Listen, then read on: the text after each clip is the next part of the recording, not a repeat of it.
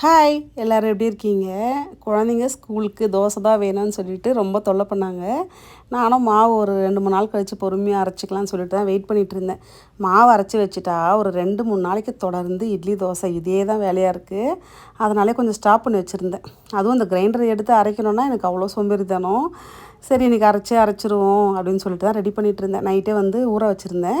உளுந்து மட்டும் ஃப்ரிட்ஜில் வச்சுருவேன். கொஞ்சம் கிரைண்டர் சூடாகாமல் இருக்கும். மாவும் நல்லா ஃப்ளஃபியாக வரும்.